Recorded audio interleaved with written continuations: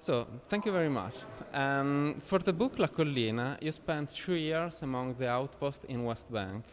And who are the settlers? I mean, what kind of life stories brought the settlers there? The settlers are all kind of people. Um, the known reason for them going there is for ideological reasons, for political reasons. They are usually religious. They believe that God gave the nation of Israel the land of Israel and that they should settle it. And the West Bank is part of this land of Israel. But actually, when you go, as you said, I visited and I met many people.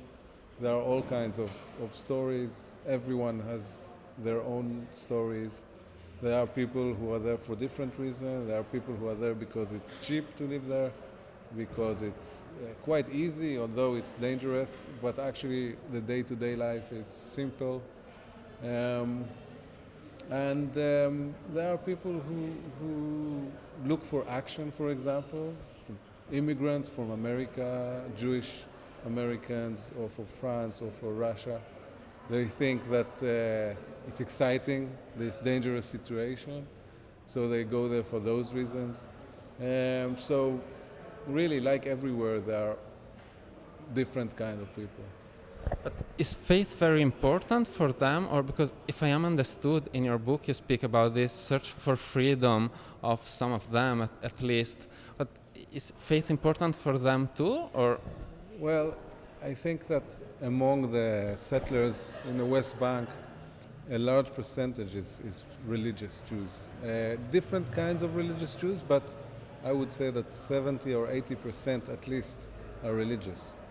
And for this majority, if we have to talk about the settlers as one group and make a generalization, it would be fair to say that faith is important, that they believe in God and they believe in the land, or at least their interpretation of the Bible, of the religion, of the holy texts, their interpretation is that this is what they need to do. for us, it's very hard to understand the day-to-day life. I mean, how can they manage the tension of being between the Arab and the army? This is something hard to understand. They usually don't feel this tension. Sometimes it happens, it erupts, and there will be some kind of conflict, whether it's with the army that will try to evict them, or Palestinians will throw stones at them, and then there will be a moment of tension, of fear, but 95% of the time they don't see that. They don't. And 95% of the time, and I mean also in the day-to-day life and in the general time. If there is a time of war or conflict, it could be different. But most of the time, it's actually a peaceful area.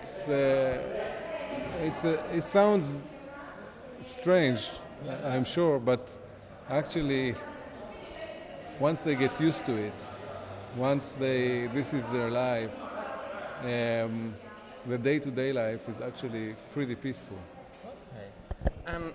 You said that settlers are one among the obstacles for the peace process. Did you change your mind somehow in these 2 years, or?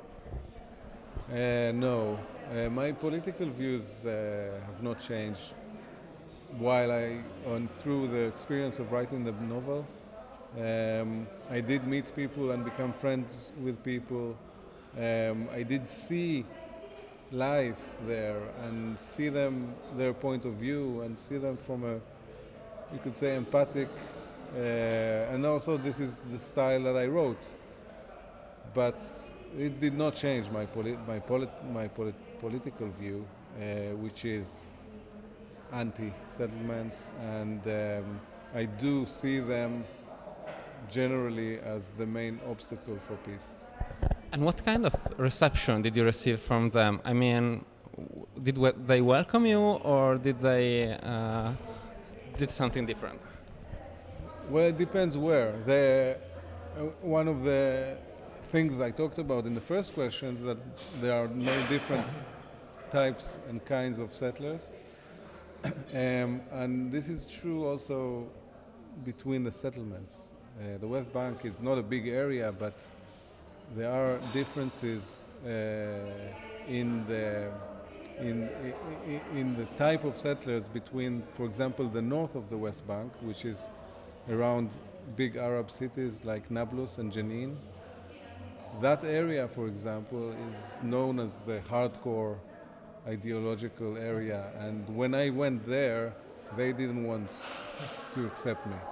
They asked me what I do. I always said I look different than them, and so they asked me what I want, and I told them. I always said the truth. I'm writing a book, and they said, "So please go away," without the please. And in other parts of the West Bank, which were the parts where I eventually went more because I could go there. There are settlements and settlers that are more accepting, more moderate, more curious. They actually were very, very welcoming and very nice. I made some friends. Not everyone opened their arms, but some people just maybe would ignore me, but most people would talk to me and welcome me and offer me, in a very hot day, offer me lemonade, and in a cold day, offer me tea, and so on. So it's, in that sense, it was a positive experience. Something that I find very interesting about your books is that you don't write about political stances, you write about individual stories. Is this something that has to do with the way you write, or is this something that has to do with the interpretation of reality? I mean, you can interpret reality just basing on individual stories. Yes, you could, but you have to see a bigger picture than only one story. I think that I do choose subjects that are political in nature. If I talk about settlements, if I write about settlements, or if I write about suicide bombing, then I cannot deny that the subject has political force in it. But I'm not interested in writing a political point of view or to write a political agenda. I want to write about the people in those situations. And it's not really my style of writing, because my style is more about how I put the sentences together, my use of humor, my rhythm. That's that style, and not the subject. But the subject, I would say, it's a political subject, but not a political book, in a way, if that's possible. Yes. And something that was very interesting in your previous book, that in Italian it's called La mia storia, la tua storia, it's about two characters, one Israeli and one Arab. It's that somehow I thought that you were trying to find something that they have in common, or at least for me, this was really impressive. And I think that this sort of tentative can put you in danger of any sort of criticism from every kind of political part or every kind of people. What was the reception of that book in Israel? That was not received so well in Israel. I agree with you that through the story of both characters, the Israeli and the Palestinian, the reader actually gets the feeling that there's a lot of similarities. They're basically young men growing up, trying to make sense of what's going on around them, and in many ways they are similar, and actually they become kind of friendly during the book. They could be friends, really. Yeah. So what was the question, sorry? No, the question was what about the reception of the book in Israel. But the book was not received well in Israel. Because I think, looking back, it was very close to the Intifada, to the period described. It was maybe 3 years after. Still very fresh in the memories of the people. The people hated that period. There were a lot of violence on the streets, a lot of people being killed, a lot of bombs. and people just didn't want to read a book about it. And the other thing is that there was this Palestinian character which was a nice guy, you know, he's a suicide bomber, so, but actually when you read his story, you kind of like him even more than the Israeli guy. So I think many Israelis have a problem with that. They are not interested in Palestinians. It's a sad situation, but they don't want to know what's going on the other side. So for those two reasons, I think the book was probably my least successful book in Israel, but it was my most successful book outside Israel. Not in Italy, but in general. So it just shows you that in different places there are different kinds of reactions. Yeah. So the very last question, I think that you're a sort of pop anthropologist, because you research on the field, and pop because you don't produce a scientific essay, but you produce novel. But I think that maybe this has to do with your background, your artistic background, the fact that you lived abroad. So this make a very peculiar way you describe things. Do you think that common people of the street can understand this eye that you have, or not?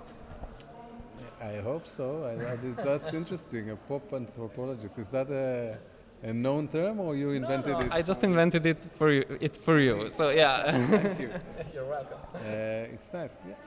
I think people are interested in all kinds of phenomena and in places. I think people who are interested in the political situation in the Middle East, or in the Middle East in general, which are many peoples, in the Middle East and outside of it, because it's such a tense area and it's in the news and it's a conflict that goes on and on. I think this gives them a picture of how people live inside this conflict and behind these headlines that they read in the newspaper. So I hope I have readers. I mean, the books are published, are translated, people buy them, so I guess some people understand it. So thank you very much.